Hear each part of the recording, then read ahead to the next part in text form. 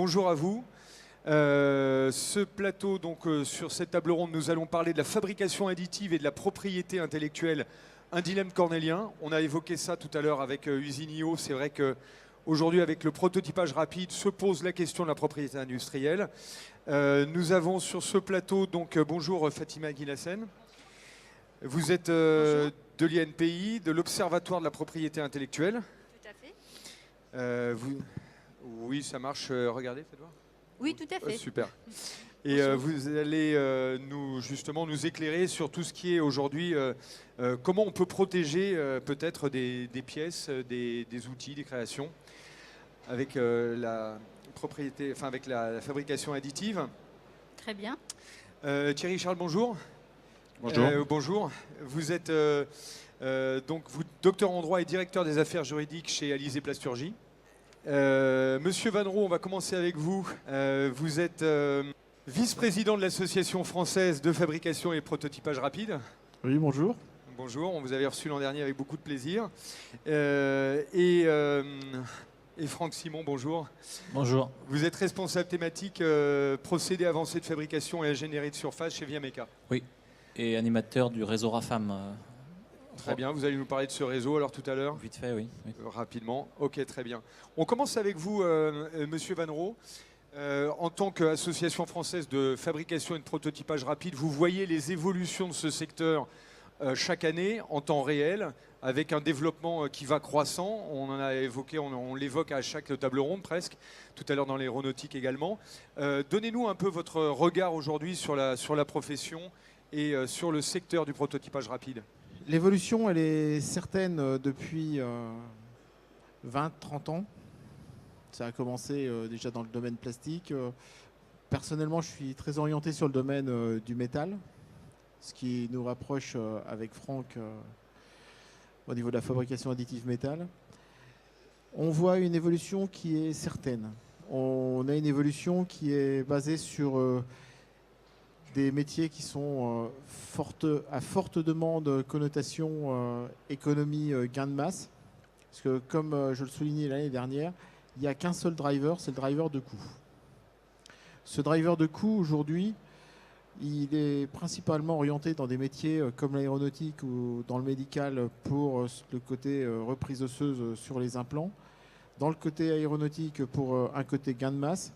Et en préparation de cela, les grands acteurs, le plus souvent, commencent à regarder pour remplacer des pièces à l'identique, qui sont des pièces qu'on appelle en black metal ou raccourci black parts, avec de l'usinage, comme tout ce qu'on peut trouver en sous-traitance habituelle ici au niveau du Mid-Est, et où on va faire des études topologiques pour pouvoir mettre de la matière là juste où il y en a besoin. Les prospectives sont des prospectives de besoin de qualification. Donc ça a déjà commencé. Par exemple, je vais prendre l'exemple de ma société 3A. On est qualifié chez Dassault en pièces de série pour de la pièce qui vole. Donc oui, c'est faisable. Le plus souvent, c'est des pièces qui ont besoin d'être terminées. Donc on a un côté usinage dessus.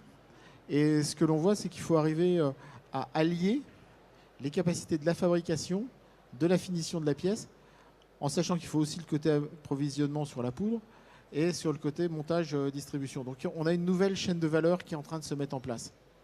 Cette nouvelle chaîne de valeur, eh bien, elle a besoin d'être, dans le cadre de ce que l'on voit, d'être protégée. Elle est seulement protégée aujourd'hui sur le côté produit, mais il y a tout le côté des savoir-faire aussi qui demandent à être protégés. Car il y a 1001 réglages, il y a tellement de paramètres sur une machine que si on les multiplie quelques-uns, le savoir-faire permet d'obtenir des pièces bonnes ou des pièces qui ne sont pas correctes, ne répondent pas au cahier des charges. Et donc cela, c'est le savoir des industriels. Et le savoir de ces industriels, lui aussi, a besoin d'être protégé. Donc on va vers un avenir où on peut penser que d'ici une dizaine d'années, sur un avion, on trouvera 10 à 30% de pièces qui pourront être fabriquées. Avions nouveaux, tous les anciens, pour les problèmes de qualification, c'est pas possible. Mais on verra, je pense, éclore énormément la fabrication additive. Idem dans le côté médical, idem dans le côté industriels pour ce qui est énergie, etc. On l'a évoqué ce matin. Et alors du coup, quand vous parlez de justement de protéger des programmations, on sait que voilà, pour obtenir une pièce métal, c'est une programmation extrêmement fine qui demande savoir-faire et travail dans la durée. Est-ce qu'on peut aujourd'hui, on va peut-être vous poser la question directement après, est-ce que ça serait ça en fait, il faudrait pouvoir protéger ou du moins garder confidentiel certains réglages de machines? Très récemment, c'était mercredi, on avait une présentation sur le sujet et des gens du domaine médical me disaient, nous on veut plus travailler avec la marque de machine que j'avais, Arkham, parce qu'elle appartient à General Electric. On ne veut pas de concept laser non plus. C'est un très gros acteur dans le domaine du médical. Quand vous avez un problème, vous êtes obligé de transférer pour dépannage vos réglages, transférer les pièces. Donc, vous donnez à un concurrent potentiel. Ils ne le savent pas parce qu'ils ne sont pas dans ce domaine-là, mais peut-être que c'est moi qui ne le sais pas. Mais vous êtes obligé de donner à un concurrent potentiel ou actionnaire majoritaire et concurrent nos propres données et donc notre savoir-faire qui a été développé pour nos produits. Donc là, il y a effectivement ce type de problème qui existe. Et c'est toujours très gênant quand vous avez à donner vos réglages. On ne sait pas ce qui va en être fait derrière. Même si vous avez signé tous les papiers qui vont bien, toutes les signatures, une personne qui est en place peut partir après. Et même si elle ne part pas avec, même s'envoler, elle a au moins certaines informations dans la tête. Donc c'est comment peut-on s'en prémunir? Alors ça justement, je me retourne vers vous qui êtes spécialiste, Alors, Fatima. dans ce cas, nous ne sommes pas vraiment en présence de... Parlez bien dans le micro. Hein, parlez bien dans Alors, le micro. donc, je disais, dans ce cas, nous ne sommes pas en présence en fait, d'une recherche de protection des pièces elles-mêmes, mais dans le savoir-faire qui permet de mettre en œuvre en tout cas la technologie. Et là, je dirais, ce sont les règles contractuelles qui vont s'appliquer et le secret des affaires.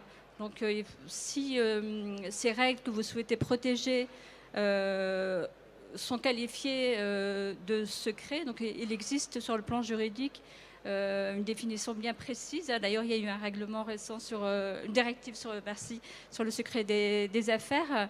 Donc on n'est ni sur le brevet, ni sur la marque, ni sur les design modèles, pardon. Donc là, effectivement, il existe des techniques contractuelles. Il faut vérifier si vous répondez bien aux exigences, je dirais, juridiques. Bien, je voudrais juste apporter un point. Mais ce n'est pas propre à l'impression 3D. Voilà, il y a juste un point, c'est que dans le domaine de l'impression 3D, qui est très proche du numérique, qui va très vite, ou moins dans le métal, mais dans le domaine plastique, on va retrouver beaucoup de makers qui, eux, quand vous discutez avec eux, ils viennent vous voir et ils disent « Mais attendez, la meilleure solution, c'est d'échanger, comme ça on va faire progresser le système. » Donc, dans la mentalité qui existe sur une partie de la fabrication additive, qui n'est pas la mentalité industrielle, en fin de compte, que j'évoquais, il y a des gens qui rentrent quand même, parce qu'ils ont d'excellentes connaissances, ils sont très bons, mais avec une mentalité de franc-tireur, qui est la mentalité d'aujourd'hui sur le côté de ce qui est développé, sur le côté des makers. Donc on a beau avoir tous les beaux papiers, il y a un moment, quand le mal est fait, il est fait. Avec d'ailleurs des plateformes en open source, avec plein de dessins, etc. Donc quand ils rentrent dans la technologie avec cet aspect-là, ils se disent tout est ouvert, c'est open, j'y vais quoi. C'est gratuit. Et le gratuit devient le vol, effectivement, vous avez raison. Alors c'est pour ça que je me permets effectivement d'intervenir, parce que ça c'est effectivement le point majeur. Et on s'est rendu compte à travers une enquête qui a été menée dans la plasturgie auprès de 300 industriels, donc ça a été mené pendant une année par le CTI de la plasturgie, qui avait une grave méconnaissance de tous les acteurs qui se lançaient dans l'impression 3D sur ce volet juridique, qui, à mon sens, doit être mené concomitamment. Il ne s'agit pas de commencer à travailler sur la technique et puis de renvoyer ça pour plus tard. C'est véritablement très en amont et notamment sur le secret de fabrique, parce que là, effectivement, c'est une grande difficulté des PME, c'est qu'elles ne déposent pas forcément de brevets, elles n'ont pas forcément de marque, ni même de dessin et modèle. Par contre, elles ont un savoir-faire, parce que si on vient les chercher, c'est bien qu'elles ont un savoir-faire. Et vous avez raison, le numérique diffuse très largement un savoir-faire, alors qu'auparavant, on avait moyen de protéger. Et tout le paradoxe de l'impression 3D, c'est que, certes, et vous avez raison, l'INPI le confirme, c'est que le droit protège les différentes entreprises, soit en amont, soit en aval, au niveau de l'impression 3D. La difficulté, c'est que l'impression 3D, c'est tout en même temps. C'est à la fois, ça peut être à la fois un brevet, à la fois une marque, à la fois un dessin, voire donc une technique tridimensionnelle, donc qui convoque tout le droit industriel, tout le droit de la propriété industrielle. Et c'est là la difficulté. Et la deuxième difficulté, c'est que non seulement tout le droit de la propriété industrielle est convoqué, mais il est exponentiel. C'est-à-dire, auparavant, je pouvais protéger soit un marché, parce que potentiellement, mon marché, il était sur quelques pays. Donc là, éventuellement, je pouvais déposer, si je pouvais le faire, des brevets. Mais avec l'impression 3D, quel marché, quel pays je dois protéger, puisque potentiellement, à terme, alors j'exclus le consommateur qui va faire sa petite impression 3D dans son coin, parce que ça, on en est encore loin. Mais à terme, un fournisseur lambda peut très bien récupérer mon fichier, et à ce moment-là, j'ai aucun moyen d'assurer à la fois une protection et une veille, parce que qui dit protection dit veille, pour éventuellement parer à cette contrefaçon. Donc je dirais qu'il ne faut pas oublier les vieux outils de la propriété industrielle, mais ils ne sont pas suffisants aujourd'hui. Et donc c'est pour ça qu'on a initié une grande réflexion dans ce livre blanc, en partenariat avec l'INPI, avec des experts, essayer d'imaginer comment sortir de ces schémas qui, certes, sont encore valables, mais qui ne sont plus suffisants aujourd'hui. Comment faire évoluer la propriété intellectuelle? Je voudrais compléter les propos de Thierry Charles pour indiquer que justement, par rapport au numérique, l'INPI s'est saisi du sujet. Nous avons publié un ouvrage récemment qui s'intitule La propriété intellectuelle face à la transformation numérique de l'économie. Et justement, les éléments qui sont rappelés avec insistance dans cet ouvrage, justement, c'est l'utilisation des outils classiques, l'outil le plus classique qui est le contrat. Et justement, même si effectivement les choses vont très vite, il est nécessaire dans toutes les entreprises de solliciter, en tout cas de faire intervenir les juristes dès en amont de tout projet, puisque aujourd'hui la propriété intellectuelle est au cœur effectivement des sujets qui concernent les entreprises. Voilà, donc moi je vous conseille d'ailleurs, je ne sais pas si vous pouvez... Il est à l'écran actuellement, il est à l'écran, oui. Je le montre, donc, la propriété. je vous conseille vivement la lecture de cet ouvrage et vous allez voir que il y a des choses nouvelles, mais on rappelle une chose très importante et classique, c'est l'utilisation du contrat, donc faire appel aux juristes d'entreprise dès en amont. Tout à fait, mais il y a peut-être il y a des nouveaux droits qui vont devoir être formalisés, notamment en ce qui concerne les programmes, la programmation, trouver. C'est une piste de réflexion, ça on est pour l'instant, justement, après une longue réflexion sur le sujet, nous travaillons sur le sujet depuis un peu plus de 2 ans. Pour l'instant, nous avons constaté que les règles juridiques actuelles permettent en tout cas de répondre aux problématiques que pose l'impression 3D. Effectivement, comme disait Thierry Charles, ce qui change avec l'impression 3D, c'est le fait que les conséquences touchent aussi bien les droits immatériels, enfin les biens sur les droits non physiques, ce qui était le cas au départ, au niveau du piratage, par exemple, des œuvres audiovisuelles, on était juste en présence d'atteintes qui concernent les droits de propriété intellectuelle sur des biens immatériels. Donc, les conséquences étaient limitées à un certain nombre d'acteurs, alors qu'aujourd'hui, effectivement, l'impression 3D est un instrument qui peut porter atteinte, son utilisation peut porter atteinte à des biens également physiques, donc ils peuvent Bien être sûr. protégés aussi bien par des marques, des brevets, des SAE modèles. Oui. Donc tous les droits de propriété intellectuelle, droits d'auteur y compris, sont mobilisés, et d'où l'intérêt effectivement de sensibiliser les acteurs sur l'ensemble de ces sujets. Je voudrais juste rajouter une chose pour vous signifier l'intérêt de la marque à nouveau. Oui. C'est qu'aujourd'hui, il va y avoir une autre difficulté s'agissant de l'impression 3D, c'est qu'il va falloir que je démontre que la pièce qui a été faite en impression 3D, c'est bien la mienne Oui. et pas celle d'un autre. Parce que je ne suis pas capable de savoir si celui qui l'a fait dans son garage, par exemple, a suivi les mêmes normes, a pris les mêmes matériaux, a suivi effectivement un savoir-faire, l'état de l'art, etc. Par contre, c'est moi qu'on va venir chercher en termes de responsabilité. Si je n'arrive pas à démontrer par la marque, par exemple, ou alors par des moyens, et là on rentre dans la technique de traçabilité.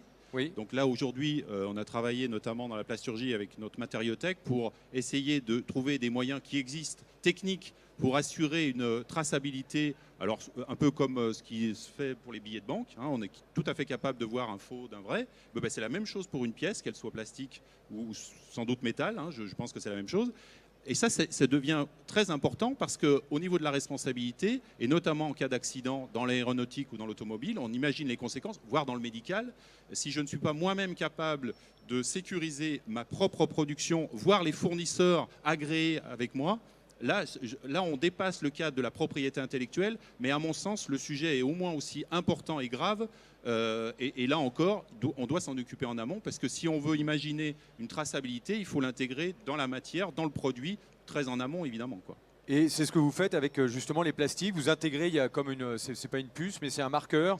C'est un marqueur qui va témoigner que c'est votre production, quoi. Tout à fait, tout à fait. Donc ça, c'est un élément, un atout de plus dans la propriété intellectuelle, quelque part. C'est Là, une on dépasse le droit, c'est de la technique. C'est pas le droit, c'est tiens, de revendiquer ma production, elle est là, c'est ma production. Celle-là, je la C'est garantis, autre mais chose. celle-là, Voilà. ça n'a rien à voir avec. Là, avec- on est dans la lutte contre la contrefaçon. Contrefaçon, tout à fait. Exactement. Et il y avait eu une Qui est super aussi- réunion il y a 2 ans qui était animée conjointement avec le Canada et la FPR sur ce sujet-là. Et il y a des voies aussi qui sont de scanning de certaines zones de surface, parce qu'en fabrication additive, on n'est jamais à l'identique pur. Il y a comme une empreinte digitale en fin de compte.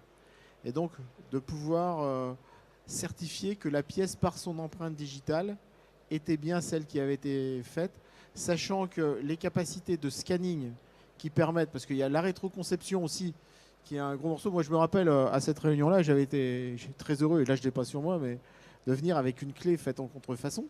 C'était pas une contrefaçon parce qu'il fallait avoir le produit, le scanner et la machine pour fabriquer. Donc c'était une copie à usage personnel. J'avais au moins 20 avocats autour de moi et tout ce qu'il fallait. Et donc à la fin, c'était dire, mais cette clé-là, même aussi précise fut-elle, n'a pas les mêmes références que l'original. C'est comme une photocopie. On a une perte. Oui, bien sûr. Donc on peut faire l'empreinte digitale du produit. Donc ça Alors, répond aussi quand on ne peut pas mettre des après, je vous traceurs à donne la parole. l'intérieur des pièces. Pour rebondir là, par rapport à ce que vous disiez sur les matières premières, par rapport à l'impression 3D métal, on voit que les fabricants de machines vendent leurs machines avec le matériau. Du coup, il y a l'aspect traçabilité qui est présent. Ils garantissent aussi la bonne matière des pièces fabriquées. Par contre, pour la partie R&D, puisque moi, dans le réseau RAFAM, c'est un réseau de 6 laboratoires et 2 centres techniques sur le sujet fab additive métallique, on voit que ça limite un peu aussi les développements de nouveaux matériaux, de matériaux fonctionnalisés, parce que finalement, les fabricants de machines verrouillent un peu le système. Oui. Et du coup, il y a cet aspect bloquant, entre guillemets, sous prétexte de garantie de pièces de qualité fonctionnelle, etc. Mais du coup, le développement reste un peu limité. Ça limite un peu le développement de ces technos. Alors, Oui. on voit aussi que les grands donneurs d'ordre, avant, se fournissaient par l'intermédiaire de N-1 ou justement par les fabricants de machines. Et on voit quand même que petit à petit, ce sont les gros producteurs de matières premières type Erasteel qui maintenant vendent directement aux grands donneurs d'ordre du secteur. D'accord. Donc Et- le modèle change un petit peu quand même. Le modèle change d'autant plus que dans la région où tu es, il y a un fabricant de machines, Adup, qui ne limite pas au niveau de l'utilisation des poudres et Oui. propose une machine totalement ouverte de ce côté-là, ce qui va permettre de faire facilement ce dont tu parlais. Ça va développer. Oui. Ouais. Est-ce que justement, voilà, c'est une tendance chez les fabricants de concevoir des machines ouvertes? Il y a eu peut-être la première génération, on s'est dit je vais bloquer en fournissant la matière et en imposant un matériau. Et peut-être maintenant, l'avenir, ça sera des machines plus ouvertes qui pourront être polyvalentes en termes de poudre. Et Oui, accepter. surtout que notamment les brevets maintenant tombent dans le domaine public, donc les fabricants de machines, quelque part, ils sont un peu moins protégés. Donc oui, effectivement, il y a Adobe qui a sorti la FormUp 350 il y a 2 semaines, donc, qui est une machine ouverte, donc, qui permet d'utiliser de nouveaux matériaux maintenant. Il y a deux tendances de ce point de vue-là. Il y a effectivement alors, des brevets qui tombent, mais il y a une tendance également de certains, mais ça, c'est pas propre à l'impression 3D, de détenir un monopole et de déposer des brevets justement pour bloquer, pour verrouiller un secteur. Donc là, il faut faire attention, puisque ça, c'est un danger sur lequel, vous le savez, la France n'est pas très bonne en termes de dépôt de brevets. On n'est pas parmi les meilleurs. On a un grand savoir-faire, on a beaucoup d'imagination, mais on ne se protège pas. Ça, c'est une difficulté.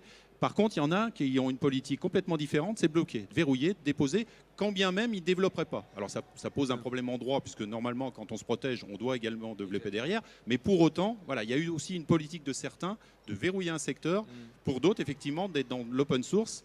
Le problème, c'est que l'open source, c'est bien, mais à un moment donné, la difficulté, c'est que si tout le monde travaille en collaboratif, il faut éviter qu'il y en ait un qui tire les marrons du feu et les autres qui ont bien travaillé se retrouvent derrière. Ça, c'est la difficulté. Merci également. les gars. On en Je revient prends l'idée. alors on en revient au contrat, un contrat de consortium. Tout à fait. On peut tout à fait, et là effectivement je rejoins ce qui a été dit, on peut tout à fait dans un contrat de consortium valider les choses, encore une fois, en amont. Il ne s'agit pas de valider après quand le produit est créé ou l'innovation est faite. Dans les projets collaboratifs type FUI, donc les fonds uniques interministériels, donc c'est des projets qui durent 3 ans et demi maximum. Une année, on est obligé de fournir un accord de consortium entre les partenaires. Donc pour avoir justement des subventions publiques, l'État demande d'avoir l'accord de consortium au bout d'1 an. Et justement, alors comment ça se passe quand vous faites un projet collaboratif comme ça? Le droit industriel, parce qu'il y a de plus en plus de collaboration aussi.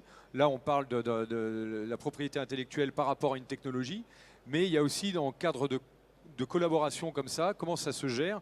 Est-ce qu'à l'arrivée, si on découvre, si on a, enfin, bon, on ne va pas formaliser des choses extraordinaires, on ne va pas déposer un brevet, mais en tout cas, il y a peut-être des réglages, des choses, des savoir-faire. Si, on peut déposer un brevet. Ça peut, alors souvent, alors projet collaboratif, ça va être souvent 1 à 2 laboratoires scientifiques et 2 à 3 entreprises industrielles.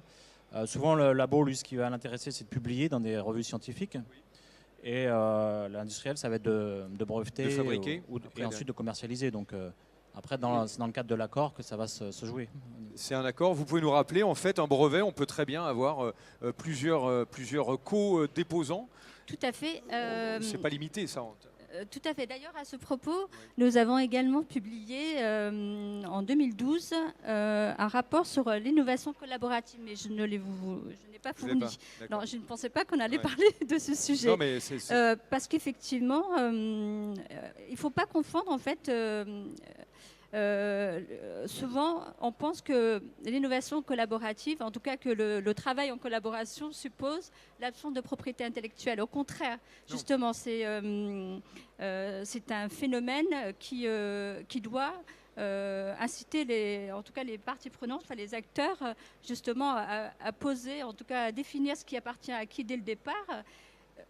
Ce qui appartient à qui avant de commencer la collaboration, et ensuite effectivement on peut co-déposer, on peut avoir plusieurs entreprises, plusieurs co-inventeurs pour une même technologie, tout à fait. Après, c'est une question de deal en interne avec les participants. Vous êtes spécialisé sur les affaires juridiques. Il y a un élément aussi nouveau qui est important à signaler, une réforme très importante dont on ne parle pas suffisamment à mon sens, c'est la réforme du droit des obligations. Pour le coup, c'est 300 articles du Code Napoléon qui n'avaient jamais été modifiés, qui ont été modifiés par voie d'ordonnance et applicables à compter du 1er octobre 2016. C'est en soi un sujet dont personne ne se préoccupe et qui bouleverse le droit des obligations qui est à la base. Le droit civil est à la base de tous les autres droits, notamment le droit de la consommation, le droit du commerce, etc. Et bien là, il y a un principe nouveau qui est admis, qui ne l'était pas avant dans le droit civil, c'est le principe de confidentialité. Auparavant, il fallait absolument avoir des accords de confidentialité ou un contrat de confidentialité. Aujourd'hui, il y a un principe de droit, de fait, qui fait qu'à partir du moment où je collabore dans une relation commerciale, voire dans une relation type consortium, etc., quand bien même je n'aurais pas prévu une clause spécifique sur la confidentialité, aujourd'hui, c'est un principe de droit. Alors, évidemment, ça ne suffit pas, on est bien d'accord, parce que ça, c'est des grands principes. Donc, il vaut toujours mieux faire une clause, mais voilà, aujourd'hui, ça reste une réalité en dehors du contrat si j'ai oublié ou si j'ai omis, ou si, à l'inverse, mon donneur d'ordre, parce que ça arrive, ne veut pas signer un contrat de confidentialité parce qu'il a une arrière-pensée derrière la tête. Est-ce que ça vous arrive d'ailleurs, parce que ça devient récurrent maintenant dans les affaires, on fait souvent signer des clauses, ça arrive que des gens disent non, moi je ne signe pas de clause de confidentialité? Ça vous est arrivé Suivant les partenaires, ça peut prendre du temps en tout cas. Ça prend du temps, mais disons que les gens acceptent en général quand même. Oui, aujourd'hui. Sinon, à terme, le projet ne se fera pas. Oui, ça ne se fera pas. C'est une condition d'entrée, c'est la porte d'entrée. Si le gars n'y va pas, c'est qu'il y a quelque chose qui ne va pas. Il y a un problème de confiance dans ce cas-là. Il y a un problème de confiance, tout à fait. On est plutôt à l'opposé, avec des contrats de confidentialité qui sont à très très longue durée. Sur des durées 5 ans, 10 ans, 15 ans, 20 ans, après le contrat. Waouh, c'est beaucoup. Ça dépend des métiers dans lesquels. Oui, dans l'aéronautique, ça se comprend. L'aéronautique, spatiale, militaire, ça peut être très très long. Carrément. Est-ce que ça, c'est aussi un outil important qu'il faut propager justement dans le cadre de la protection, encourager l'usage des contrats de confidentialité qui sont en train de rentrer dans les mœurs. Il y a d'ailleurs, parlons de Sculteo par exemple, une petite boîte qui fait une jeune entreprise qui fait ça. Ils l'ont complètement intégré. C'est d'entrée de jeu, ils le proposent ou on le fait très facilement. Alors, en tant qu'acteur de la propriété industrielle, nous avons un rôle d'information et de sensibilisation pour utiliser les outils que sont le brevet, les marques design et modèles. Mais lorsque il y a des situations pour lesquelles le brevet n'est pas une solution, où effectivement on conseille plutôt de partir sur la voie, sur un accord de confidentialité où parfois le secret peut être effectivement très important, une stratégie pour l'entreprise à privilégier. Donc nous ne prenons pas le dépôt de brevet de façon systématique. Effectivement, les modèles il faut vraiment regarder dans quelle situation on est. Je vais prendre un autre exemple. Aujourd'hui, on a vu qu'effectivement, il y a plusieurs acteurs dans la chaîne de production et chacun peut être en tout ou partie responsable d'une contrefaçon. On va prendre l'exemple d'un Fab Lab. Aujourd'hui, la difficulté avec le Fab Lab, c'est de savoir est-ce qu'on est dans le domaine privé ou est-ce que dans un domaine public. Puisque à partir du moment où je fais moi-même une opération dans un cadre privé et que je ne commercialise pas le produit, on peut considérer que j'ai effectivement une exception qui me permet de dupliquer un produit, mais pour moi, d'accord ? Oui. Par contre, si je le fais dans un Fab Lab, à partir du moment où on est dans un truc ouvert, je risque de créer effectivement une diffusion qui n'est plus privée, puisque je travaille dans un Fab Lab, donc il y a une forme de responsabilité. Et là, aujourd'hui, effectivement, il y a une réflexion de la part de certains Fab Labs de dire comment je veux me garantir par rapport à ça.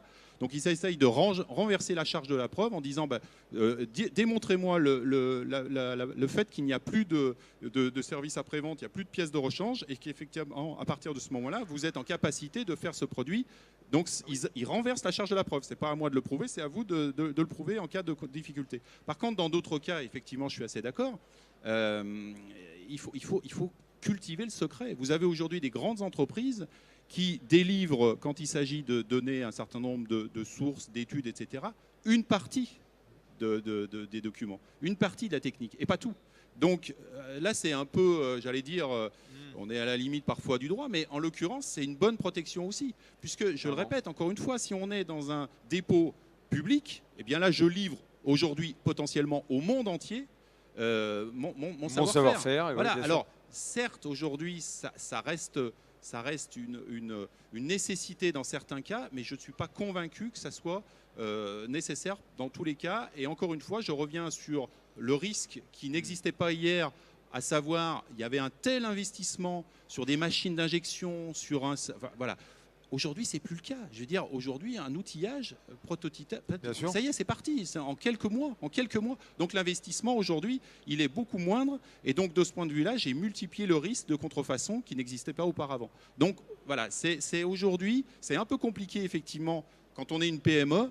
Donc il y a effectivement l'INPI qui se charge d'assurer cette pédagogie. Nous, en tant que fédération et d'autres organisations dans la méta qui font la même chose, mais ce qu'il faut dire aux entreprises, c'est qu'il faut s'occuper de ce sujet-là en même temps que la technique. C'est vraiment en parallèle.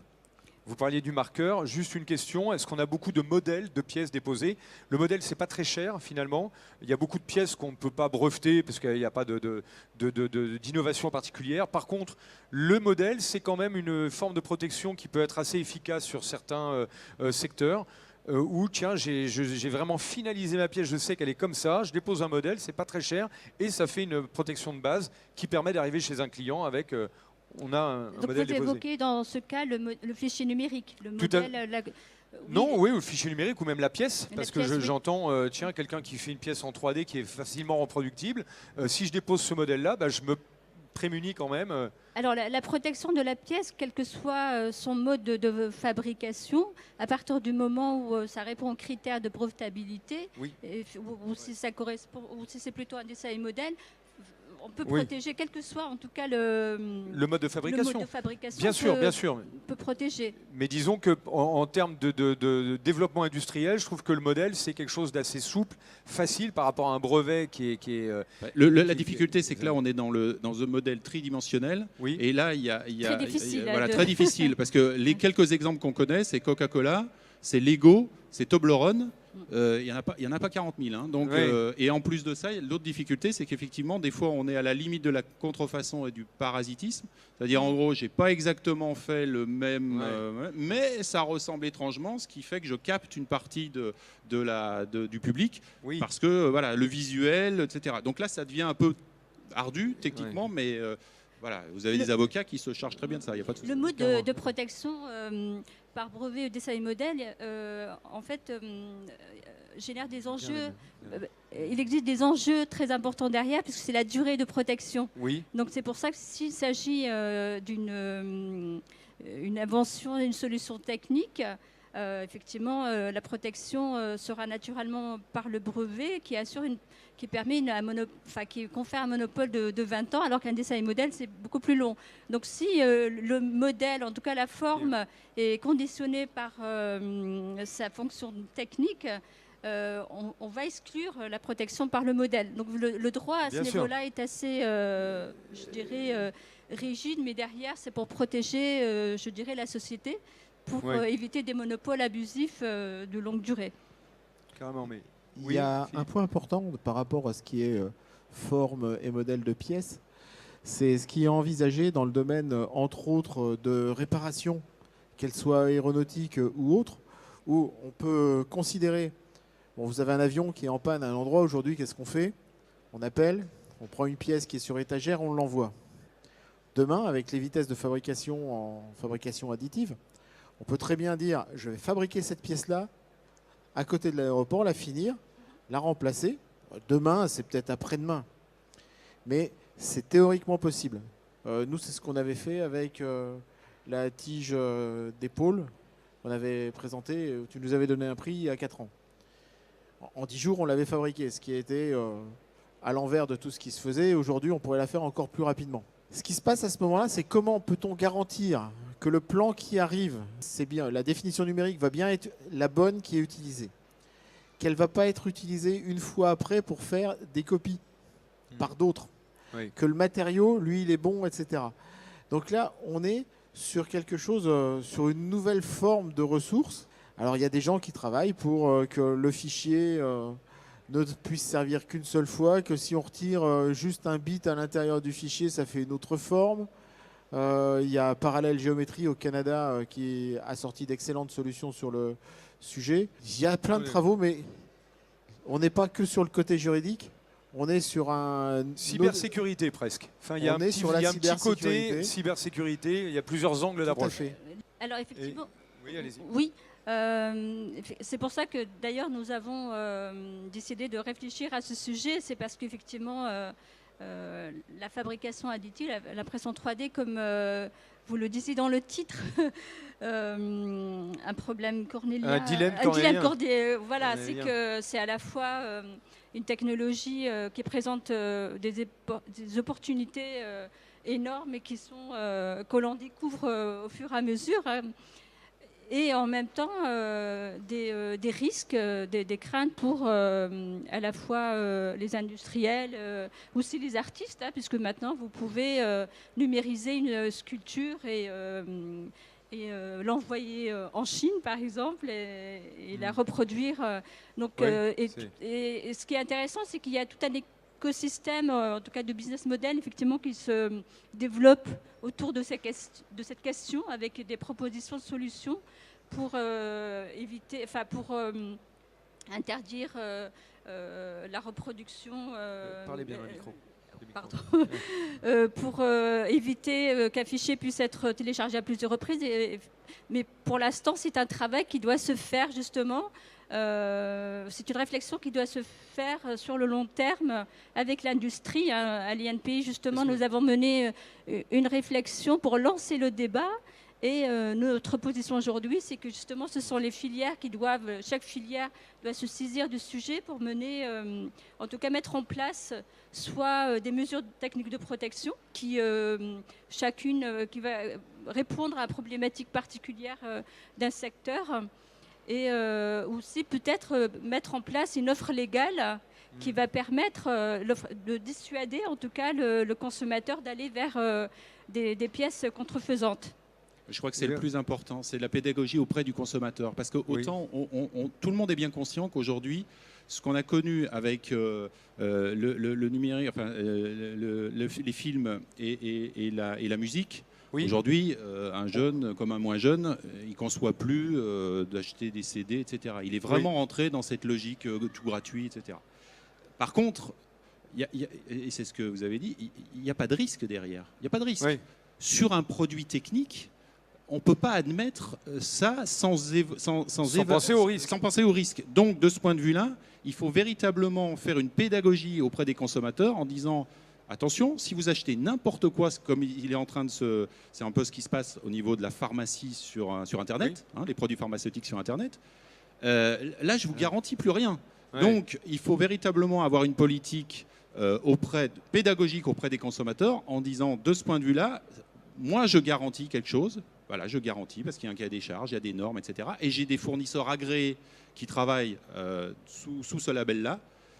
Et en dehors de ça, c'est à vos risques et périls. Ouais. Donc la difficulté aujourd'hui pour nos fédérations, pour nos branches, c'est de faire ce travail pédagogique parce que le tout gratuit, non, ça se saurait. Hein, je veux dire, voilà, il faut véritablement aussi mesurer les enjeux que ça peut entraîner derrière d'un point de vue de la risque, de la sécurité du produit. Hein, parce que si on en revient au droit, le principe en droit, c'est que je ne peux pas exclure ma garantie dès qu'il s'agit d'un bien, enfin d'un danger ou d'un dommage à la personne. Donc, je ne peux pas faire un contrat en disant ça, j'exclus ma responsabilité. Non, là, c'est une responsabilité sans faute. Donc, à partir de ce moment-là, on ira, comme chaque fois, chercher celui qui est solvable. Et celui qui est solvable, c'est celui qui a une belle enseigne, qui est une entreprise, pour le coup, en France. Donc, c'est parfait.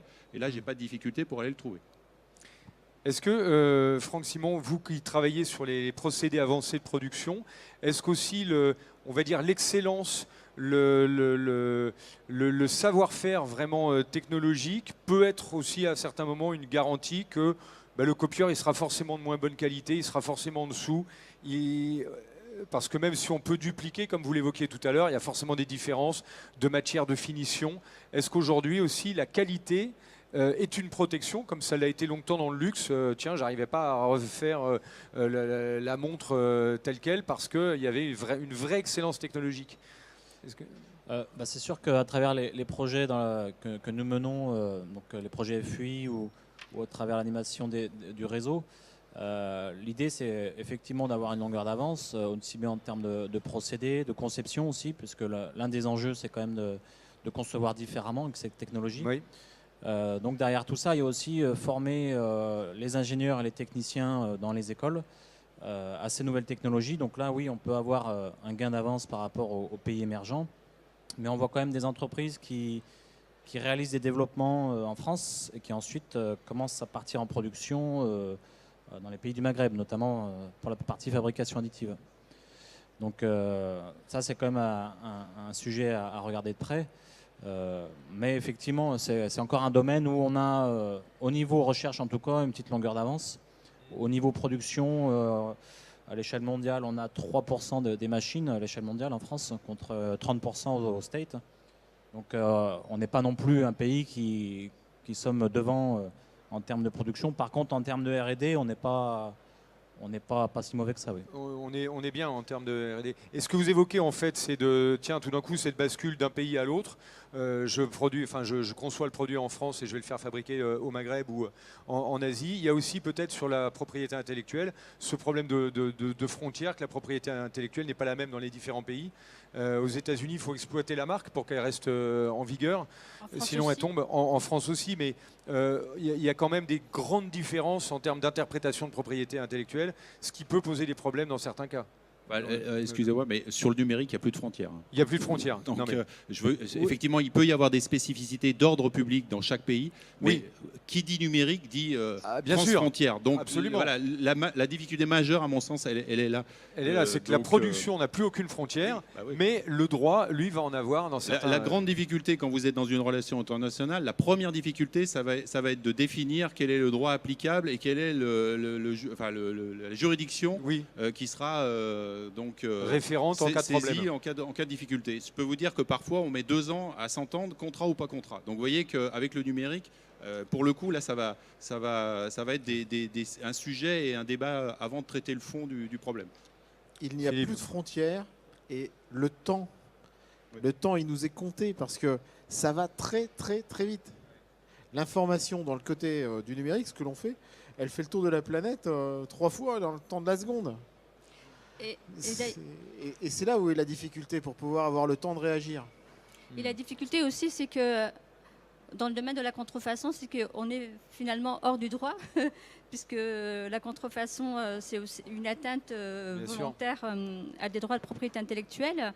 Et les risques avec la fabrication additive dans certains pays, justement, c'est devoir remplacer une main-d'œuvre pas chère par des machines, en tout cas industrielles importantes, pour reproduire à l'identique des produits de consommation qui peuvent être réimportés, en tout cas chez nous, par des voies illégales, bien entendu. Et là, ça reste... Il y a des rapports sur la contrefaçon qui sont publiés régulièrement et on voit que c'est une lutte sans fin. La contrefaçon est un problème très important et effectivement, l'utilisation de ces machines par des sous-traitants à l'étranger dans certains pays que je nommerai pas, peut-être, peut représenter un risque très important. Et là, le droit, malheureusement, n'aidera pas. Ce sont les règles de lutte contre la contrefaçon criminelle qui vont devoir être mobilisées. Oui, tout à fait. Être utilisées. Philippe, oui. Après, on passera le micro. Si vous avez une question, pour nos... Je voudrais juste te dire un point. Préparé, oui.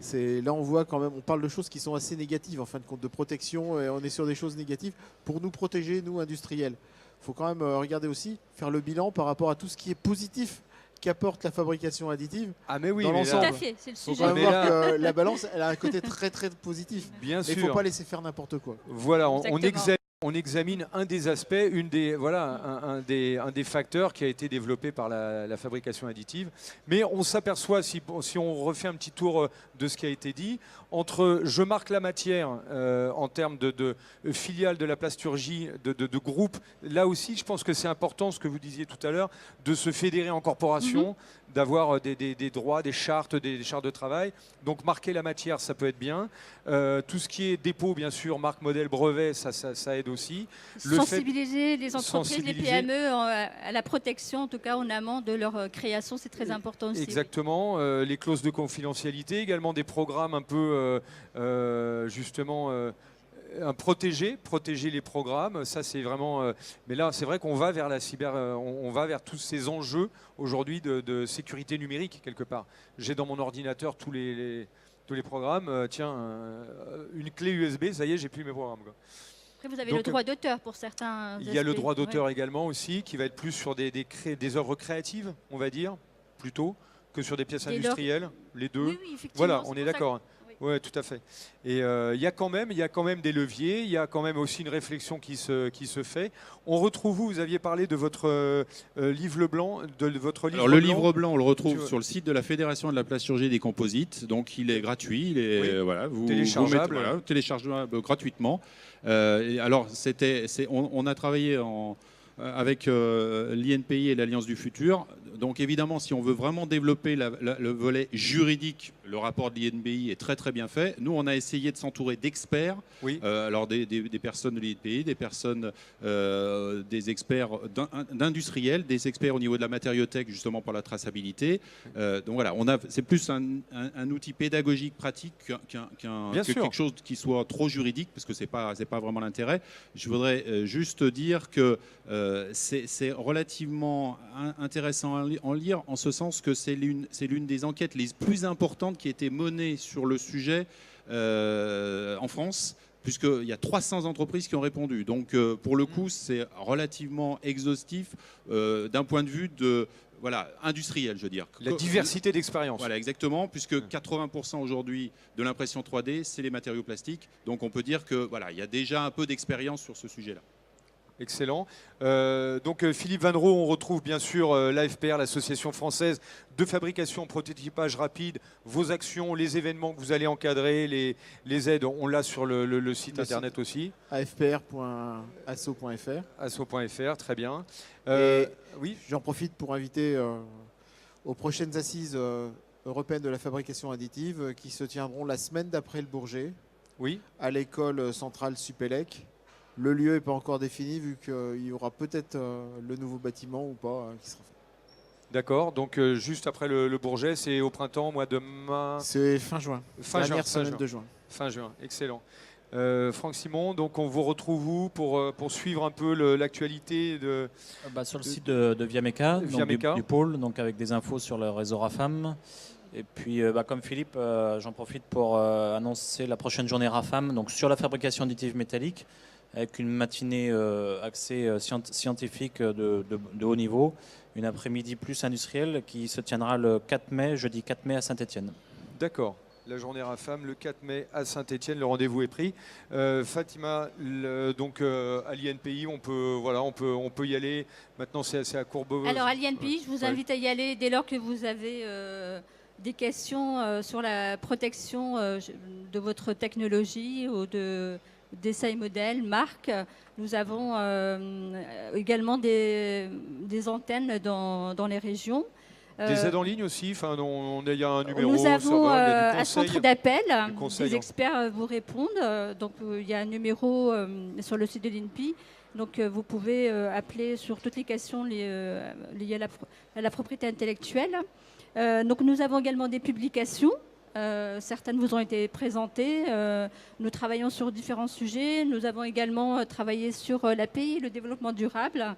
L'étude est sur le site de l'INPI.